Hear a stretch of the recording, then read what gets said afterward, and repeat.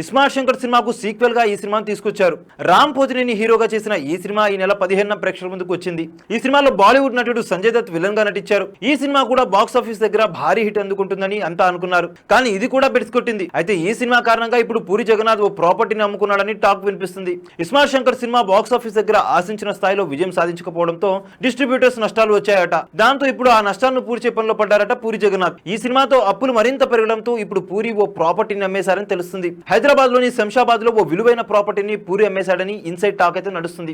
Double smart కు ముందు puri office లో పెద్ద పంచాయతీ జరిగిందట.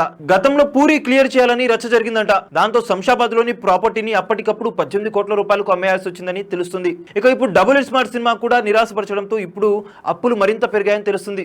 డబుల్ స్మార్ట్ నైజాం లో విడుదల చేసిన నిరంజన్ రెడ్డి భారీగా నష్టపోయాడట. దాంతో ఇప్పుడు పూరి ఆ అప్పులను కూడా క్లియర్ చేయాలి. దాంతో ఇప్పుడు పూరి జగన్నాథ్ ఈ అప్పుకు క్లియర్ చేయడానికి మరో ప్రాపర్టీని తాకట్టు పెట్టడానికి రెడీ అవుతున్నారని తెలుస్తుంది.